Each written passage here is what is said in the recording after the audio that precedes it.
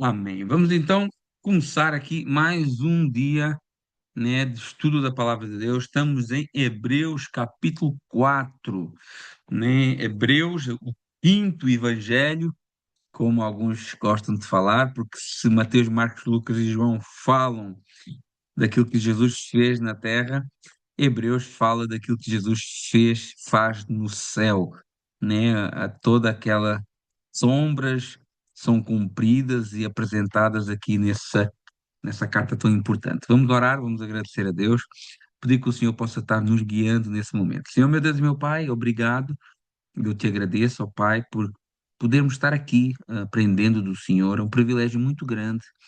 Pai, eu sei que eu nunca serei capaz de dar jus à importância que a tua palavra tem, mas que o Senhor possa me capacitar nesse sentido, que o Senhor possa trabalhar em nós através do poder da palavra.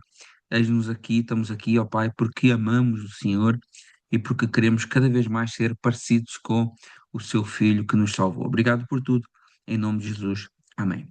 Irmãos, olha, vamos então Hebreus capítulo 4, o quinto evangelho, né, como eu falei, uma carta escrita para esse povo, e nós sabemos disso porque é uma carta para quem conhece da cultura judaica, para quem conhece dos rituais judaicos. Quem escreveu estava-se adressando a alguém que era familiarizado com o sacerdócio, com a história de Israel, com Moisés, com Josué, com anjos, né? E tudo isso são realidades muito presentes no contexto judaico. A gente não sabe quem escreveu. No Oriente, eles afirmam que foi Paulo que escreveu. No Ocidente, isso nunca foi um consenso, então, aqui no Ocidente, a carta é considerada anónima. Uma carta escrita numa altura em que o povo estava querendo voltar para trás, né? Querendo voltar para o judaísmo. Então, as pessoas que estavam querendo voltar para as sombras e sair da realidade. E o escritor dos Hebreus, ele traz essa verdade maravilhosa de que Cristo é superior a tudo e não vale a pena voltar para trás, porque para trás não tem nada. E a única coisa que nos resta é olhar para o autor e consumador da nossa fé, como ele vai dizer nesta carta lá mais para a frente, né?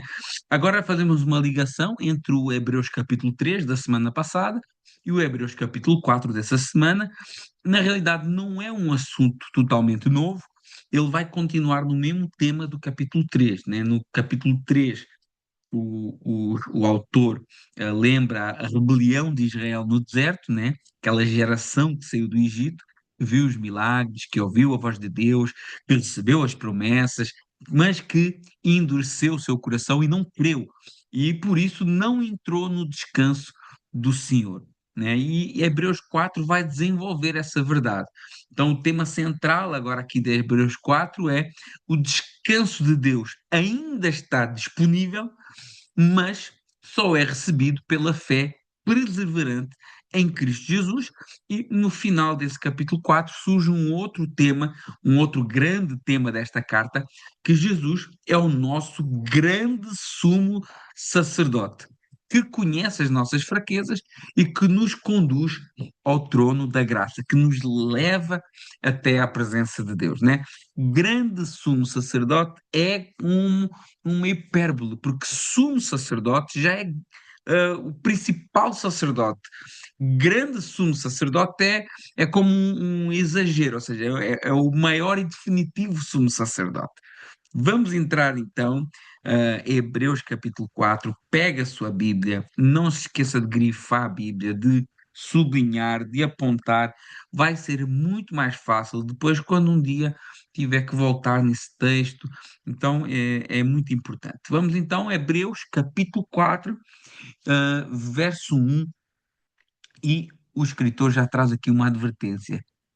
Temamos, pois, que porventura, deixada a promessa de entrar no seu repouso, pareça que algum de vós fique para trás. Olha que advertência seríssima, logo aqui a abrir o capítulo. Tema, tema. Ou seja, tenha, tenha reverência, tenha respeito, tenha temor, seja vigilante, né? É uma vigilância espiritual aqui, olha.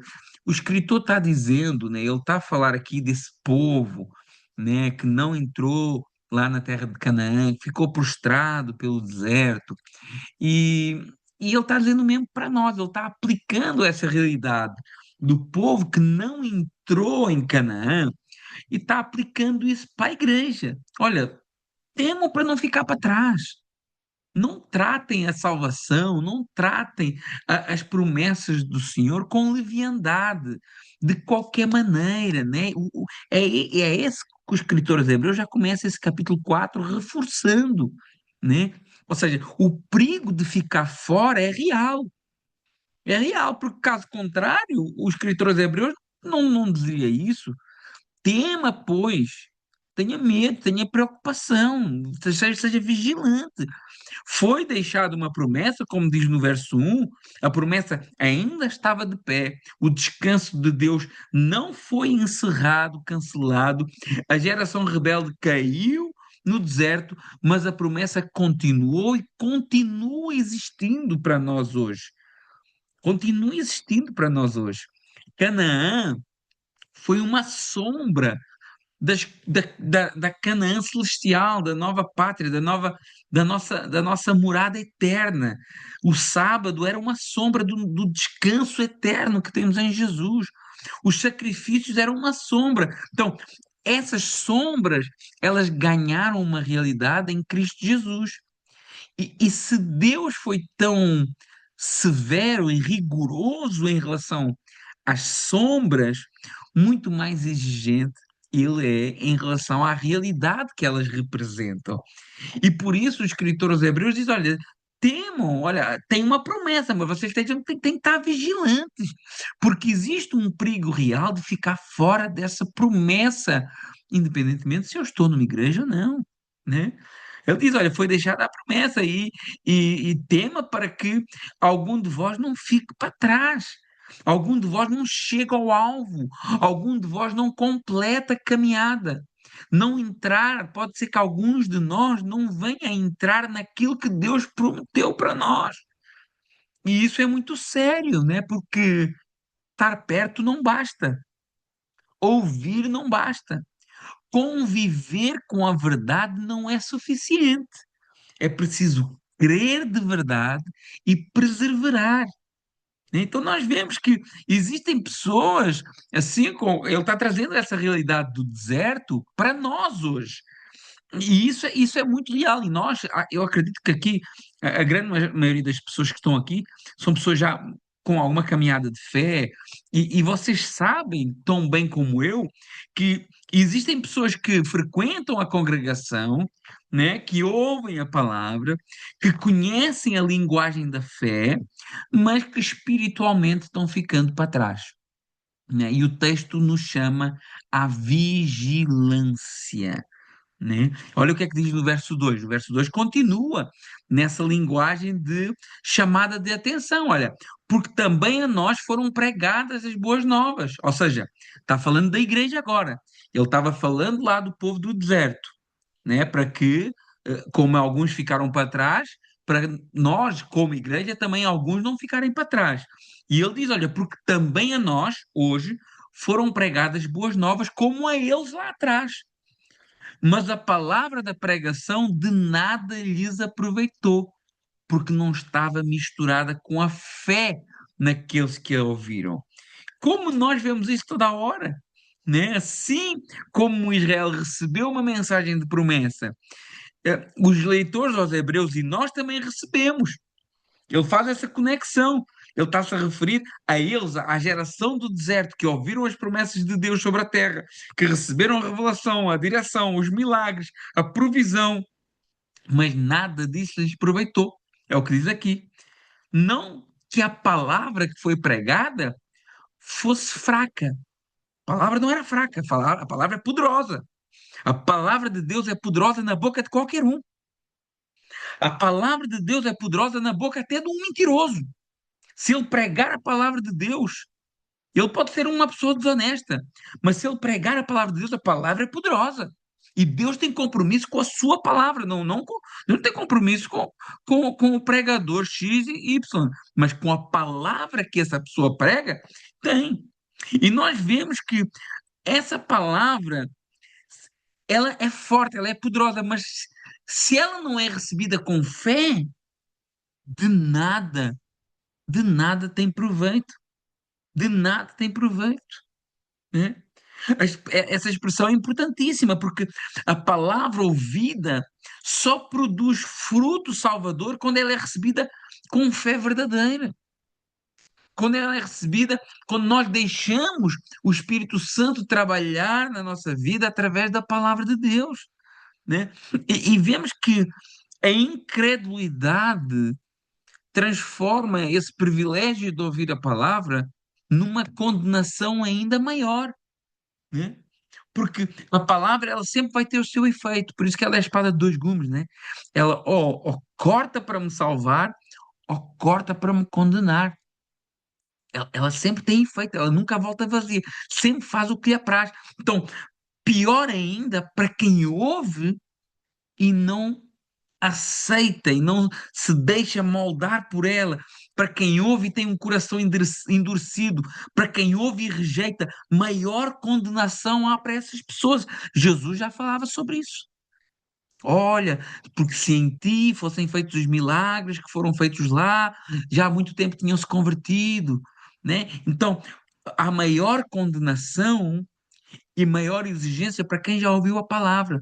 E muitos já ouviram a palavra, mas isso não fez de qualquer efeito, né? Então, a fé bíblica, ela não é um mero sentimento intelectual, né? Mas é uma confiança real que se renda à palavra de Deus pela ação do Espírito, né? Então, quando eu recebo a palavra e o Espírito Santo me convence que aquilo é a realidade que eu preciso para a minha vida, então aí sim, aí ela é proveitosa para mim, para me salvar. Agora, quando eu resisto à palavra, então ela está tendo o efeito contrário. Aí, no lugar dela ter uma ação em mim para me salvar, ela está provocando uma condenação ainda maior, né?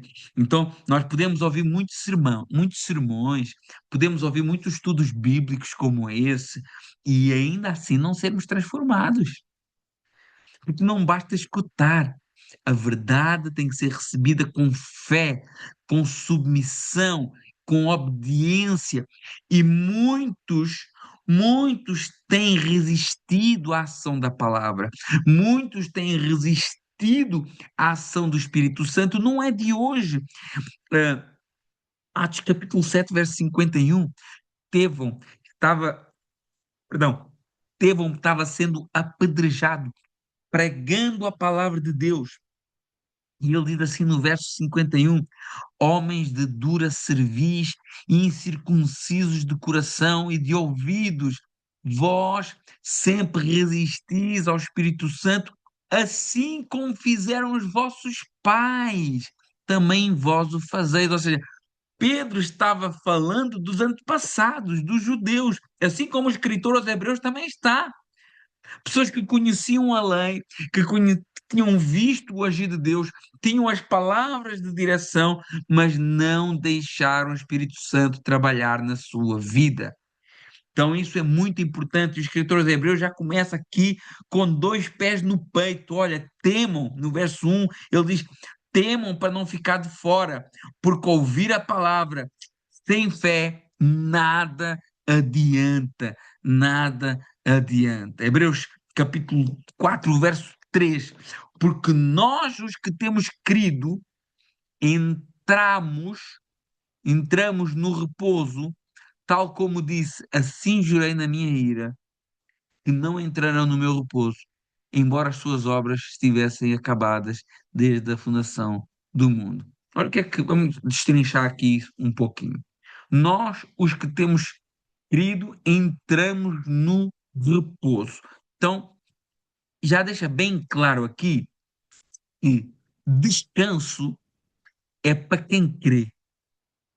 Perceba que ele fala no tempo presente. Nós, os que temos crido, entramos no repouso. Então, Irmãos, eu não conheço aqui, não sei como é que está o vosso coração aqui de todos vós, mas descanso é para quem crê, né? E isso mostra que o descanso de Deus, ela tem uma dimensão já presente na vida do crente. Presente, o descanso não é só um evento futuro, lá na frente, quando o Senhor vier buscar a sua igreja. Não, não, não, não, não. Isso é uma verdade, mas para quem crê, nós já entramos num descanso. E a palavra do Senhor diz isso inúmeras vezes. Por exemplo, Mateus 11, 28. Vinde a mim, todos que estáis cansados, subcarregados, eu os aliviarei. Existe um descanso presente para nós hoje. 1 Pedro 5, 7. Lançando sobre ele toda a vossa ansiedade, porque ele tem cuidado de vós. Para quem crê, existe um descanso já hoje e existe uma paz que ninguém entende. João 14, 27. Jesus falando, eu deixo-vos a minha paz eu vos dou. Eu não vos dou como o mundo dá. Não fiquem preocupados, não se atemorize o vosso coração. Irmãos, isto aqui é para quem crê. Isso é coisa de crente. O descrente não sabe o que é que nós estamos a falar aqui. O descrente vive preocupado com o amanhã. O descrente vive preocupado como é que eu vou pagar a minha conta, como é que eu vou fazer aquela viagem, como é que eu vou me sustentar para o mês que vem. Irmãos, eu não estou a apelar a uma gestão financeira desequilibrada. Mas o que eu estou a dizer também não é que a gente não tem que se preocupar com nada, vamos ficar todo mundo em casa. Não. O que eu estou a dizer é que quem crê em Deus faz a sua parte e tem a certeza que Deus faz a parte dele. Quem crê em Deus descansa no Senhor. Quem crê em Deus não fica desesperado, ansioso. Não. Isso é uma falta de fé. Então, existe um descanso hoje para o crente. É o que o escritor está falando aqui, olha, porque nós temos crido, isso é coisa para o crente. Entramos no repouso. Então, nós vemos que existe um repouso na presença do Senhor Jesus. Existe uma certeza, eu não sei como é que vai ser o dia da manhã. Não, a Bíblia diz assim: olha, buscai o reino de Deus, a sua justiça, e todas essas coisas essenciais que nós precisamos vão ser acrescentadas. Olha, não te preocupes com o dia de amanhã, já basta cada dia o seu mal. Olha, nós não temos poder para tornar um fio de cabelo branco. Jesus deixou bem claro, assim, olha, descansa em mim. Irmãos, você vê um cara muito angustiado, muito indeciso, ansioso, tem qualquer coisa errada com a espiritualidade dessa pessoa. Qualquer coisa errada. Ele está faltando descansar no Senhor. E isso não é uma coisa lá na frente, é uma coisa hoje. O descanso na Bíblia tem mais do que uma dimensão. Ele é espiritual e presente já em Cristo Jesus. E ele, obviamente, também é um descanso futuro, escatológico.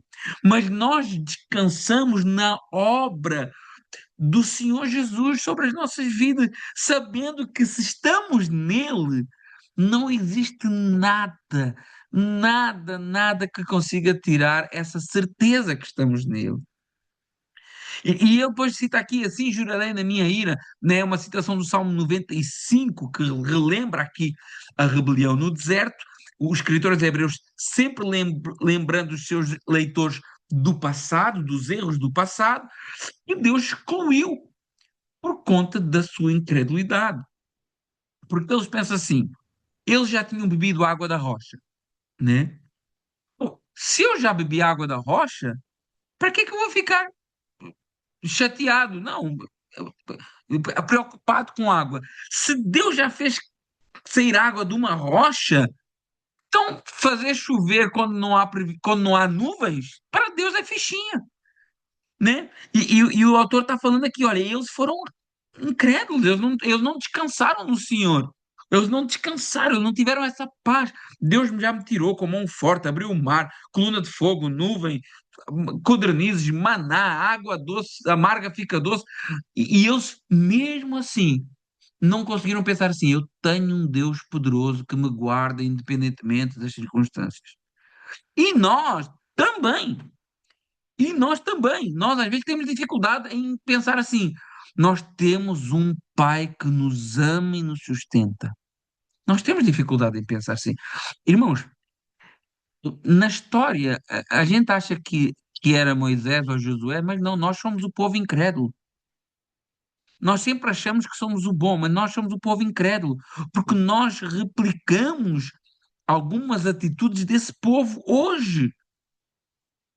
Porque quando eu não consigo descansar no Senhor, eu sou igual a ele.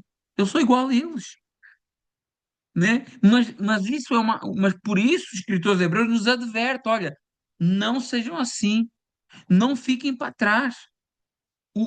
E nesse verso aqui, nesse verso 3, ele está dizendo no final, olha, as obras, o descanso está preparado desde a fundação do mundo. Final aqui do verso 3, né? Então, o escritor aqui conecta o descanso do próprio Deus da criação como o nosso descanso. Ou seja, o descanso ele não começa em Canaã, é algo mais profundo, mais antigo, mais elevado. O descanso do próprio Deus é o nosso descanso também, porque tudo já está preparado, o plano já estava traçado e já foi para nós, já contemplamos, executado na cruz por Cristo. Então, esse descanso está disponível para todos aqueles que crerem nesse plano, antes ou depois da consumação do plano, porque ele já está preparado antes da fundação do mundo, né? O próprio Jó falou assim: olha, porque eu sei que o meu Redentor vive e por fim se levantará sobre a terra. O próprio Jó já descansava nisso. O próprio Jó já sabia: olha, eu vim nu e nu voltarei, bendito seja o nome do Senhor. Claro que ele depois teve ali uma experiência sobrenatural que edificou ainda mais a fé dele, mas ele mesmo já descansava nesse Redentor que viria, porque esse plano já está preparado desde o início. O próprio Deus, quando ele descansa na plenitude da sua obra, do seu plano. Olha o verso 4. Porque em certo lugar disse assim do sétimo dia, e descansou Deus no sétimo dia de todas as suas obras. Então, o autor cita aqui Gênesis capítulo 2, verso 2, que Deus descansou no sétimo dia, não que ele tivesse cansado, mas porque a sua obra estava completa, perfeita e consumada. Deus não teve, pensa assim, Deus não teve que esperar 4.000 anos até à cruz e depois mais 2.000 anos ou mais até ao arrebatamento da igreja para que a sua obra seja completa. Deus está forte disso, Deus não está sujeito a tempo. Deus não está assistindo a humanidade e o seu plano e pensando assim: será que vai dar certo? Né? Será que o meu filho vai ser capaz de cumprir a sua missão? Será que esse povo que eu escolhi vai ser uma boa ideia? Né? Será que as pessoas vão crer? Hum, Deus criou, decretou, planejou e está tudo consumado, ele está descansando. E nós temos que descansar do mesmo jeito. Deus descansou no seu plano perfeito porque ele disse e tudo se fez. E os planos de Deus não podem ser frustrados. Olha o que é que diz Salmo 139, verso 16: os teus olhos me viram a substância ainda informe, e no teu livro foram escritos todos os meus dias, cada um deles escrito e determinado quando nenhum deles ainda havia. Todo o plano de Deus já estava escrito, determinado, e Deus nunca foi surpreendido por nada. Quando ele descansa, porque ele não está no passado, ele é eterno, ele não está sujeito a tempo, ele não está à espera que as coisas fossem acontecendo e ele foi arranjando ali no meio, criando. Não! Ele fez o plano e tudo correu de acordo com a vontade dele. Deus nunca foi surpreendido por nada. Por vezes parece Quando a gente lê a Bíblia, por vezes parece que a palavra diz que ele se arrepende, que Deus mudou de ideia, mas tudo isso, meus irmãos, foi uma forma de Deus se apresentar ao homem para que o homem entendesse Deus como um ser pessoal. Deus usa uma linguagem acomodada para que nós nos possamos identificar com Ele e Ele conosco. Deus não descansou porque se cansou. O descanso de Deus significa ali a obra foi concluída e houve uma satisfação divina, uma ordem estabelecida, uma harmonia, uma plenitude. Então, o verdadeiro descanso nosso é participar desse descanso de Deus, daquilo que Ele mesmo estabeleceu e que não poderá ser mudado.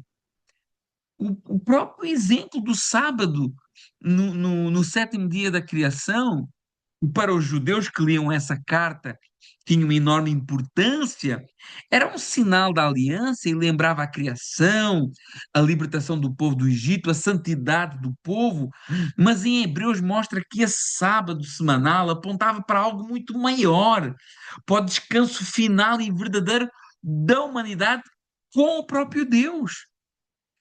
Então, nós temos que entender que nós servimos a um Deus que é nosso Pai e que Ele não está aqui reagindo àquilo que as pessoas fazem na história. Ele já tem tudo programado e o seu plano é completamente perfeito e é impossível que Ele falhe. Então, nós, como filhos dele, que confiamos nele, podemos descansar no Senhor. É isso que é importante. Hoje nós vemos tantos crentes que não descansam no Senhor. Nunca tivemos uma geração de crentes tão ansiosa. Nunca tivemos uma geração de crentes tão duvidosa, pensando nos problemas, no que é que vai ser da manhã, o que é que vai ser depois da manhã, como é que vai ser a igreja, como é que vai ser a minha vida, como é que vai ser o meu casamento. Irmãos, busca o reino de Deus e a sua justiça e Deus vai cuidar do resto. É tão simples viver as coisas. As coisas de Deus não são difíceis de viver, mas requer confiança nesse Deus poderoso que não falha. A palavra do Senhor diz assim: olha, Deus, o homem é infiel, mas Deus é sempre fiel. Ele não pode negar-se a si mesmo. E o que ele prometeu é para cumprir, porque já está determinado por ele. E os planos dele não podem ser cancelados. Verso 5, Hebreus 4. E outra vez nesse lugar diz: não entrarão no meu repouso. Está falando ali do povo de Israel, Salmo 95, né? O autor repete a mesma situação para reforçar o argumento. Pensa assim: séculos depois da entrada de Canaã, Deus, através de Davi no Salmo, diz: meu repouso. Então fica claro que Canaã não esgotou a promessa. Josué não deu descanso final ao povo. Existe um descanso maior, um descanso definitivo, um descanso espiritual em Jesus. Olha o verso 6. Visto, pois, que resta entrarem nele alguns, e que aqueles a quem foi primeiro pregadas as boas novas não entraram por causa da desobediência. Né? Então, alguns não entraram, mas o descanso continua disponível. Então, resta ainda entrada para alguns. Irmãos, ainda há vagas. Ainda há vagas para entrar. É o que o escritor está citando aqui, esse texto, né? E ele está dizendo, não, ainda há vagas. Houve alguns que não entraram por causa da desobediência lá atrás. E ainda há hoje muitos que não entram por causa da desobediência. Mas ainda há vagas. Então nós vemos que a incredulidade e a desobediência caminham juntas, porque foi por isso que eles não entraram, e a verdadeira desobediência, ela não é apenas moral, mas ela nasce de um coração duro, de um coração que não recebe, né? Então, quem de facto crê, submete-se a Deus. Essa é a grande prova de que crê. Quem crê, obedece. Quem crê, tem comunhão. Quem crê, busca na palavra. Quem crê, ora. E são tudo frutos que a fé verdadeira causa, né? Frutos de obediência. E as pessoas não entram por causa da desobediência, né? Olha o verso 7.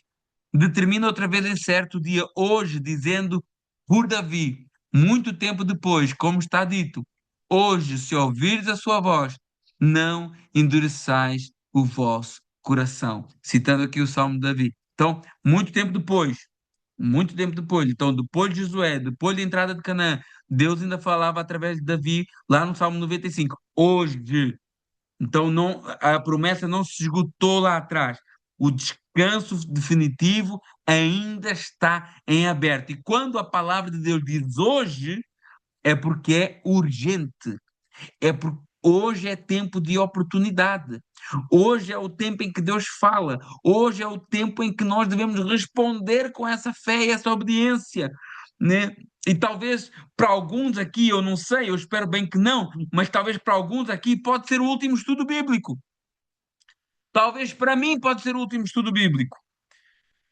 Talvez para mim pode ser o último dia da minha vida, eu não sei, eu espero bem que Deus me permita continuar com a minha família, né? Mas eu sei também que se eu partir hoje, eu vou estar num lugar muito melhor. Mas a urgência é hoje, hoje, irmãos, hoje ainda há lugar, ainda há oportunidade. Ainda é tempo de voltarmos para Jesus. Ainda é tempo de fazermos um compromisso com a Escritura Sagrada. Ainda é tempo de fazermos um compromisso com a oração. Ainda é tempo de fazermos um compromisso com o irmão que está connosco caminhando, que precisa do nosso apoio, que precisa do nosso braço. Ainda é tempo de chegar perto daqueles que às vezes nos maltratam, que às vezes nos difamam, que às vezes são contra nós, e chegar perto e dar um abraço. Estamos juntos e vamos caminhar e vamos andar mais uma milha e vamos fazer a obra e vamos caminhar para a glória de Deus. Hoje ainda dá tempo, meus irmãos. Não endureçais o vosso coração, como diz a palavra aqui no verso 7. Não endureçais. Não tenham um coração duro, não tenham um coração resistente, insensível, orgulhoso, incrédulo. Ainda há tempo. Ainda há tempo.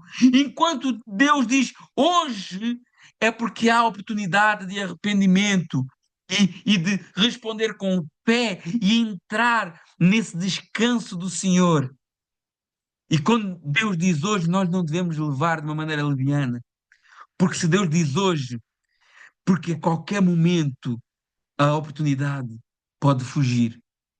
Hebreus verso 8, capítulo 4, verso 8. Porque se Josué lhes tivesse dado repouso, não falaria depois disso de outro dia, né? Se o repouso, o descanso tivesse ficado só lá para Canaã, Deus através de Davi não dizia hoje, né? Josué introduziu o povo em Canaã e isso foi real e isso foi histórico, mas não foi o cumprimento final da promessa, porque depois no tempo de Davi, Deus ainda falou de um outro dia e de um outro descanso. Então, o descanso, sábado, a grande Canaã, o momento de tranquilidade e paz do povo de Deus, não é meramente geográfico, político, militar, nacional, não. É mais profundo, é espiritual, é escatológico, é centrado em Cristo. E é isso que os judeus não entenderam. Porque os judeus pensavam num Cristo que fosse um líder político, um líder militar, como Davi foi, que iria livrar o povo das nações gentias, né? Assim como Davi livrou o seu povo da mão dos filisteus, por exemplo, o filho de Davi livraria o povo das mãos dos romanos, mas esse descanso e essa salvação é muito mais profunda, é muito mais abrangente do que algo meramente geográfico, político ou militar. É espiritual, é eterno, é escatológico. Então, Josué deu um descanso parcial e temporário quando ele entra na terra e conquista a terra para o povo. Ele deu um descanso parcial e temporário, mas Jesus dá um descanso verdadeiro, pleno e eterno. E não deixa de ser curioso que os dois nomes, Josué e Jesus são o mesmo, só que Josué é a forma hebraica do nome Jesus, que é a forma grega correspondente, né? Então, se Josué levou o povo a uma terra, Jesus leva o povo ao descanso de Deus. Verso 9, como diz o verso 9: portanto, ainda resta um repouso para o povo de Deus. Aleluia, aleluia, aleluia. Irmãos, ainda resta um repouso para nós. Meus irmãos, não sei se você se emociona ao saber disso, mas ainda resta um repouso para o povo de Deus. Descanse nessa verdade. Descanse nessa certeza. Ainda resta um repouso para nós. Você talvez possa até sofrer cansaço, fadiga, desafios nesta terra, mas tenha uma certeza: ainda resta um repouso para o povo de Deus. E este é o verso central aqui desse capítulo 4. Né? A palavra usada aqui é num sentido sabático, né? Um repouso especial, um repouso sagrado, um repouso pleno. Então, ainda há, meus irmãos, nós já vivemos, né, um descanso e uma paz em Deus, mas ainda sujeitos a fadigas físicas, mas ainda há um descanso definitivo aguardando o povo de Deus. E isso inclui reconciliação com Deus para aqueles que o recebem pela fé, uma paz na consciência, um cessar dessa tentativa da salvação pelas nossas próprias obras, que é algo também que nos deixa aflitos, porque quando eu luto para ser salvo pelos meus próprios méritos, cada dia mais eu vejo que eu não sou capaz. Mas esse descansar na obra plena de Jesus, na ter essa comunhão com Deus, essa perseverança na oferta, no presente que foi Jesus para nós, e claro, na consumação futura da glória. Então, nós existe ainda um descanso, um repouso definitivo e pleno, não só espiritual, como nós temos hoje, mas espiritual e físico para o povo de Deus. Irmãos, é o povo de Deus que vai alcançar isso. Se você é povo de Deus, essa promessa é para si. Se você é verdadeiramente o povo de Deus, eu não estou falando se você vai a uma igreja, se você é membro de uma igreja, se você. Não. Se você é povo de Deus, crê pela fé na obra do seu filho e vive uma vida de obediência em resposta a isso, em resposta a essa fé. Se você é esse povo, então tem um descanso para nós. Não só um repouso terrestre, exatamente, Marcelo, mas um repouso também pleno, celestial. Então, verso 10: porque aquele que entrou no seu repouso, ele próprio repousou nas suas obras, como Deus das suas. Olha aqui, que interessante, né? Aquele que entra no repouso de Deus, ele próprio repousa das suas obras. Às vezes nós estamos aqui numa tentativa infernal de fazer mais para Deus, de mostrar mais para Deus, o quanto que eu sou santo, o quanto que eu faço as coisas na igreja, o quanto que eu prego, e a gente tem que descansar em Deus e crer na sua obra plena. Isso, obviamente, não é eu deixar de fazer coisas para Ele, mas saber que o meu maior, minha maior bênção é poder descansar nele. Tem muita gente que é muito servo, mas não sabe o que é ser filho. Tem muita gente que serve muito e faz, mas não é filho. É como aquele irmão do filho pródigo, que está na casa do pai, servindo, trabalhando, querendo merecer algo do pai, mas não usufrui das bênçãos como um filho. E quando chega o filho pródigo e ele vê todo mundo se alegrando, e ele fala assim: papai, olha, eu te sirvo tanto. E tu nunca mataste um boi cevado para eu me alegrar com os meus amigos? E o pai vira-se e diz assim: mas filho, tudo o que eu tenho é teu. Usufrui das bênçãos do pai maravilhoso que tu tens. E às vezes nós não descansamos porque não sabemos ser filhos. só sabemos ser servos. E isso é interessante, esse texto de Hebreus capítulo 10. Aquele que entrou no seu repouso, ele próprio descansou das suas obras, como Deus também das suas. Então, existe um descanso presente para o crente. Quem entra no descanso de Deus deixa de confiar nas suas próprias obras para se justificar diante de Deus e descansa na obra consumada de Cristo na cruz. E claro que ele vai continuar pregando, ele vai continuar servindo, mas ele não vai fazer isso com uma pressão. Eu tenho que fazer isso, senão eu não sou salvo. E existem algumas religiões, por exemplo, eu vou dar o exemplo das Testemunhas de Jeová, que eu conheço bastante. Se tu não fizeres evangelismo porta a porta, não és salvo. Então existe uma pressão. Se tu não fizeres aquela obra, você não pode nem ser membro. Entendes? Então é isso que o texto está falando aqui. Olha, descansar na obra plena de Jesus, deixar de confiar nas minhas. Elas vão aparecer naturalmente como influência do Espírito Santo na minha vida, mas eu não apoio a minha salvação nelas.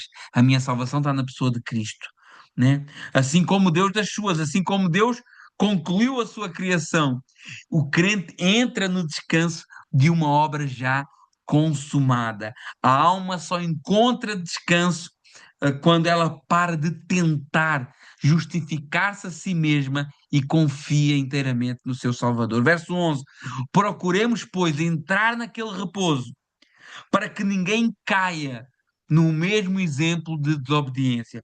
Volta aqui a lembrar a desobediência dos pais, lá no deserto, e diz: procuremos entrar nesse descanso.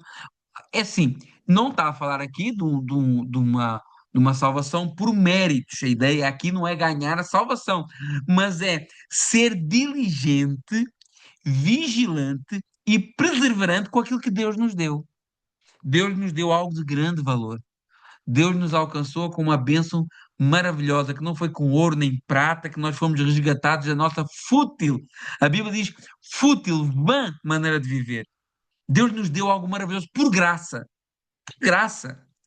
Agora, nós devemos pegar naquilo que Ele nos dá e ser vigilantes, e ser perseverantes, e ser diligentes. A vida cristã exige seriedade. A vida cristã exige seriedade. E essa carta dos Hebreus fala muito sobre isso. Fala muito sobre isso, porquê? Porque esses irmãos estavam meio cambaleantes. Esses irmãos estavam meio assim, para lá, para cá. Olha, vamos voltar ao judaísmo, vamos ficar no cristianismo, vamos voltar lá para os sacrifícios do templo, ou vamos assumir que Cristo já fez tudo o que tinha que ser feito. Eles estavam cambaleantes. E como eram uns leitores que estavam cambaleantes, o escritor dos Hebreus deixou muito claro: cuidado, hein? Cuidado. Então, vemos esse descanso, né, que nós devemos ah, procurar e ser diligentes, esse descanso que é um dom de Deus. Mas o caminho para a consumação desse descanso é um caminho de perseverança, é um caminho de fé, de combate espiritual, porque o inimigo luta para nos desmotivar. Né? A palavra é bem clara, a nossa luta não é contra carne e sangue, meus irmãos. A palavra é bem clara, o dia mau chega. E quantos de nós, às vezes, vai para a igreja completamente desmotivado? Quantos de nós, às vezes, vai para a igreja só pela graça? Sem vontade de orar, sem vontade de adorar, sem vontade de estar...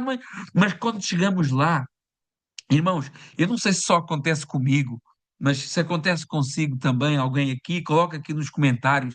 Quantos de nós, às vezes, vamos para a igreja só o bagaço, mas quando estamos lá, às vezes um louvor, uma palavra do irmão, Deus usa e nos carrega a nossa bateria ali de uma maneira que nos sentimos gratos, que as lágrimas vêm, que a gente fica assim, olha, graças a Deus que eu tive força para estar aqui, que o Senhor me sustentou a estar aqui e eu saio dali renovado pela palavra, pelos louvores. Então, nós temos, é essa perseverança que o escritor está falando aqui, porque nós vivemos num completo combate espiritual. Num completo combate espiritual, a Bíblia é bem clara sobre isso. mas nós perseveramos porque o Espírito Santo nos guia, nos move, e quando chegamos lá, Deus usa um irmão, Deus usa a irmã que louvou, Deus usa o irmão que está a ministrar a palavra, Deus usa o irmão da portaria, o irmão da cantina, Deus usa alguém e a gente se sente renovados, renovados. Isso é maravilhoso. Isso é maravilhoso. Glória a Deus, irmãos, que já vejo que não sou o único. Que bom, que bom. A vida cristã é assim, meus irmãos. Né? E ele diz aqui assim, olha, procuremos entrar no descanso, sejamos diligentes, esse descanso que é dom de Deus, para que ninguém caia. Olha aqui, essa advertência. O autor continua advertindo aqui. Ao exemplo da geração do deserto, não pode ser repetido aquele exemplo. A graça não pode produzir em nós negligência. A graça tem que produzir perseverança, não negligência. Porque a negligência era aqueles que pensavam lá em Romanos capítulo 6.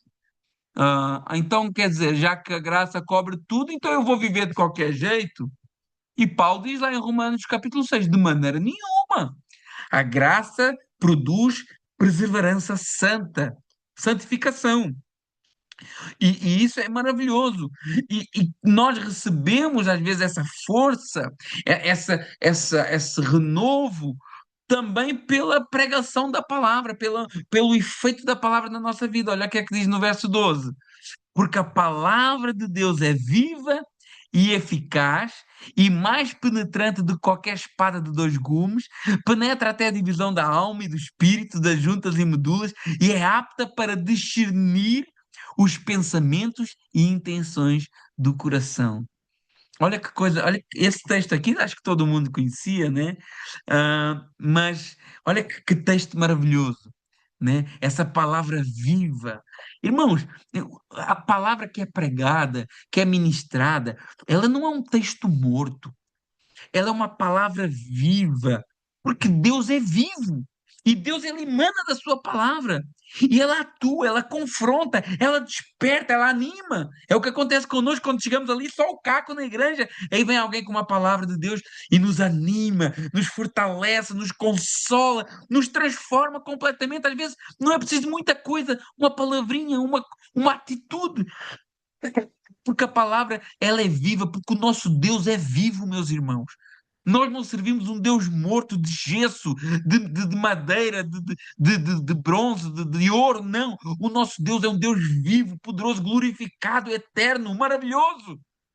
E esse Deus se manifesta através dessa palavra que é viva também, viva e eficaz, porque ela opera, ela produz efeito, ela cumpre o propósito de Deus, e ela é mais penetrante do que uma espada de dois gumes, que ela é uma lâmina afiada, precisa, irresistível. E ela penetra, ela vai até ao íntimo. Quando fala aqui alma e espírito, né? Ela vai até ao íntimo, o mais íntimo do nosso ser, o mais profundo, onde ninguém sabia, onde ninguém estava vendo. Mas essa palavra que é viva e eficaz, ela é mais penetrante, ela vai mais no fundo do ser humano. Pode ser invisível ao homem, mas às vezes o homem que não consegue ver o nosso interior fala uma palavra direcionada de Deus, e essa palavra vai ao nosso íntimo, né? E despir-ne os pensamentos e intenções de coração. A palavra, ela não examina só os nossos atos externos, mas as nossas motivações, os nossos desejos, as nossas intenções, os nossos segredos íntimos. Não há nada que a palavra não consiga penetrar. Então, os crentes podem até aparentar uma firmeza exterior. Nós podemos até aparentar uma firmeza exterior, mas a palavra, ela revela a realidade do nosso interior. E nós podemos impressionar pessoas, mas Deus não. E a palavra revela quem verdadeiramente nós somos. E por isso que é tão importante pregar a palavra, né? Porque a palavra, ela vai trazer esse confronto para nós. O pastor que está pregando, a pessoa que está pregando, ela não sabe da vida das pessoas, mas a palavra que é ministrada, dirigida pelo Espírito Santo, vai de encontro com a necessidade de cada um que ali está. E uma igreja, meus irmãos, olha, repara nisso que vou dizer agora. Uma igreja que não prega a palavra, ela vive confortavelmente na hipocrisia. Uma igreja que não prega a palavra, ela vive confortavelmente sendo hipócrita, sendo falsa. Por quê? Porque não tem a palavra para ir até o íntimo do ser de cada um para confrontar. Olha o que é que diz da palavra, e agora meio que ele personifica a palavra na pessoa de Deus. Não há criatura alguma encoberta diante dele. Está falando de Deus, como a própria palavra.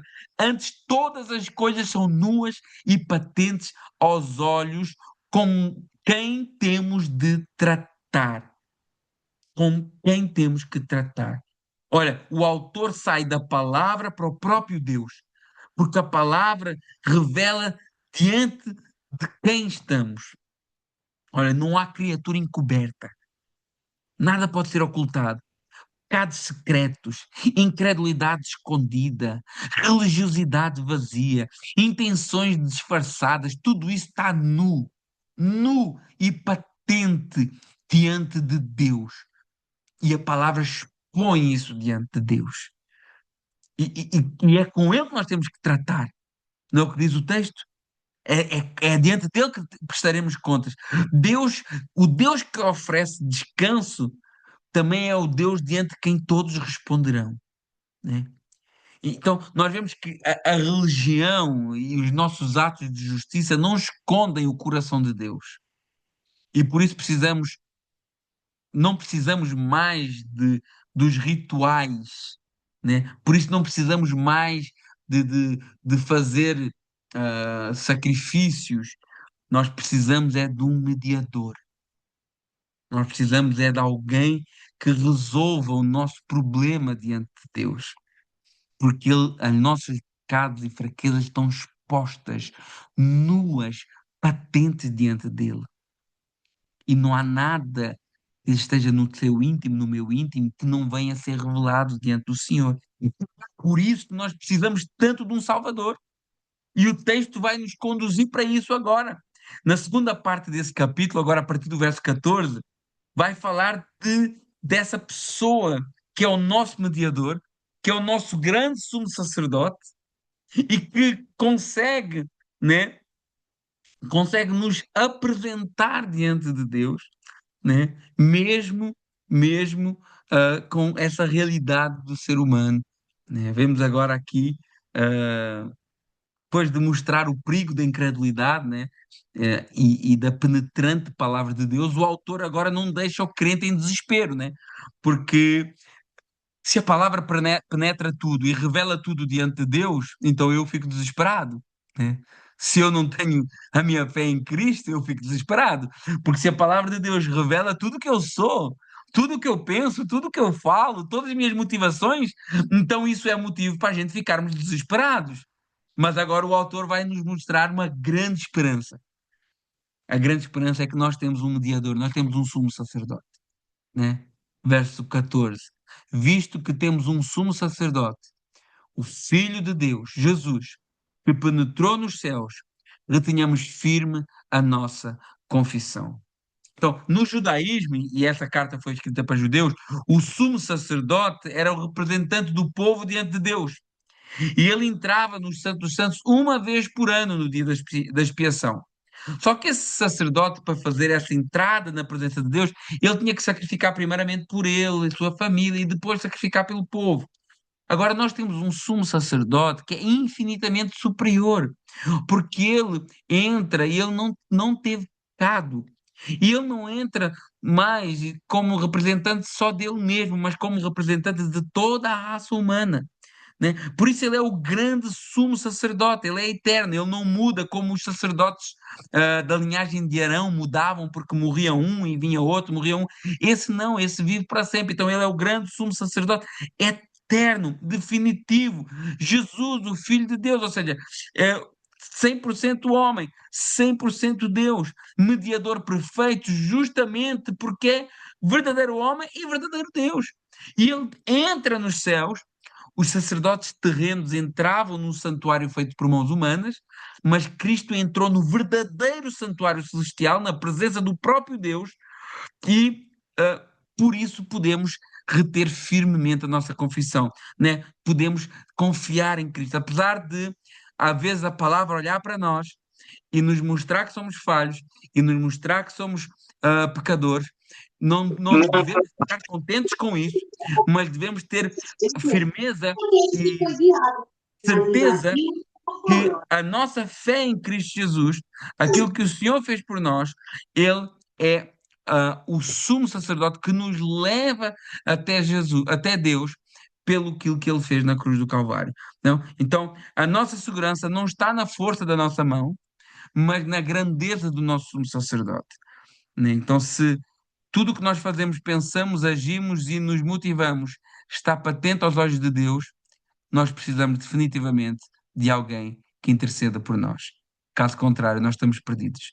E esse sumo sacerdote, ele não só intercede por nós, como ele nos entende e compreende. Verso 15. Porque não temos um sumo sacerdote que não possa compadecer-se das nossas fraquezas, porém um que, como nós, em tudo foi tentado, mas sem pecado. Então, esse sumo sacerdote que nos leva a Deus, que nos representa diante do Senhor, ele se compadece de nós. Jesus não é um Salvador frio, distante ou indiferente.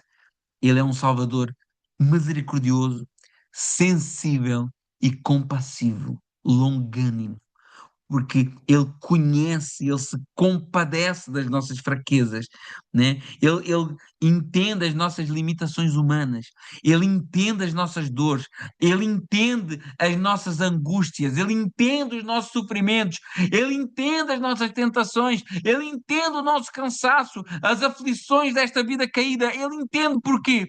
Porque em tudo ele foi tentado, porém sem pecado. Mas ele viu, ele sentiu, ele resistiu, ele foi firme, ele foi obediente até à morte e morte de cruz, mas ele sentiu. Jesus enfrentou tentação real, sofrimento real, oposição real, mas nunca pecou. E isso significa que ele pode nos compreender perfeitamente, porque ele passou pela experiência do sofrimento humano e que ele também pode nos socorrer perfeitamente, porque ele venceu sem pecado. E se ele tivesse pecado, então ele também precisaria de um Salvador. Mas porque é santo, ele pode salvar eternamente aqueles que se chegam a eles. Cristo não apenas nos observa do céu, ele se compadece por nós. E por isso, verso 16 diz assim: cheguemo-nos, pois, com confiança ao trono da graça, para que possamos alcançar misericórdia e achar graça a fim de sermos ajudados em tempo oportuno. Esse é um dos convites mais maravilhosos de toda a Bíblia. Cheguemo-nos, cheguemo-nos. Não se afastem, não se afaste de Deus, não se afaste da palavra, não se afaste de oração. Cheguemos, se aproximem com confiança. Não é com arrogância, mas com ousadia santa. Confiança que não está naquilo que nós somos, mas está no sacerdote que nós temos. Nós podemos chegar com confiança ao trono da graça, sem medos.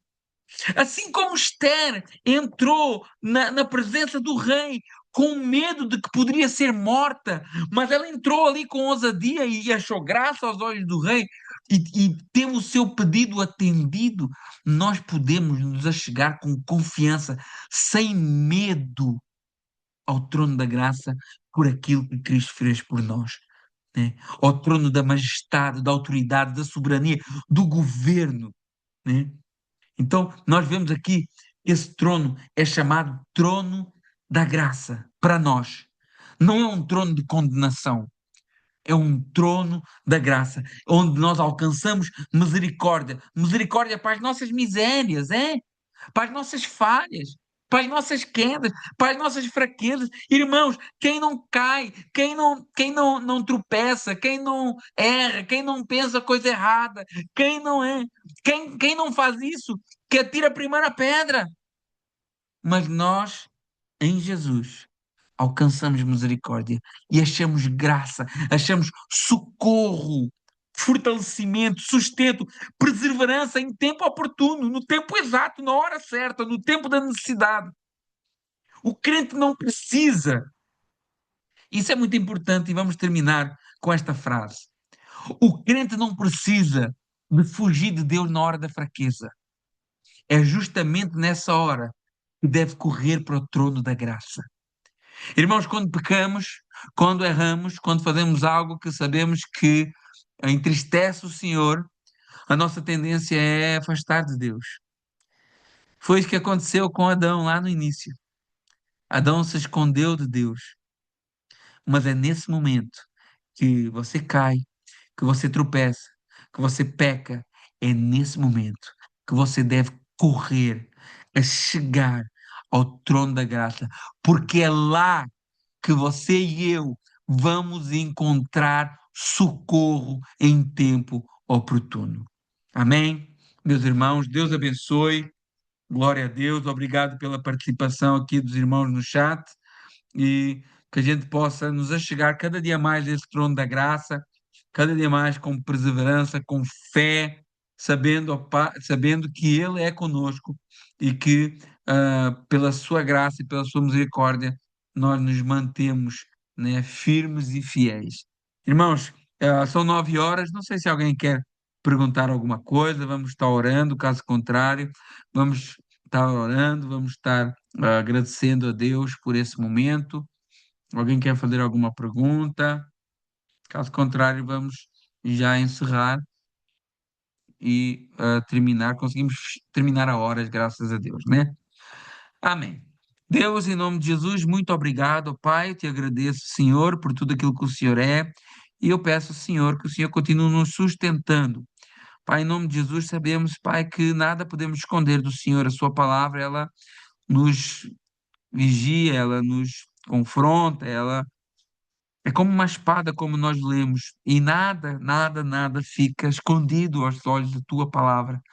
E eu te peço, Senhor, que quando a gente erra, quando a gente falha, que o Senhor nos dê força, que o Espírito Santo nos guie para estarmos sempre buscando na tua presença o socorro, a ajuda, o fortalecimento. Pai, que não haja incredulidade no nosso meio, que todos possam ser cheios do teu Santo Espírito, que todos possam ser cheios da tua graça, do teu amor. Perdoa as nossas falhas, perdoa os nossos pecados, ó Senhor, tem misericórdia da nossa vida, Pai. Perdoa as nossas fraquezas, perdoa os momentos, ó Pai, em que às vezes somos até incrédulos, ansiosos. Pai, nos perdoa e que a gente possa descansar no descanso que já está preparado para nós, que já é presente para nós. Que a gente possa descansar no Senhor, que essa paz que excede todo o entendimento possa nos inundar, Senhor, nesta noite. Pai, que o teu nome seja glorificado para todo sempre. Em nome de Jesus. Amém. Irmãos, Deus abençoe a todos. Um grande abraço. Para a semana voltamos. Lembrando, domingo, culto de ceia, ok? Um grande abraço para todos.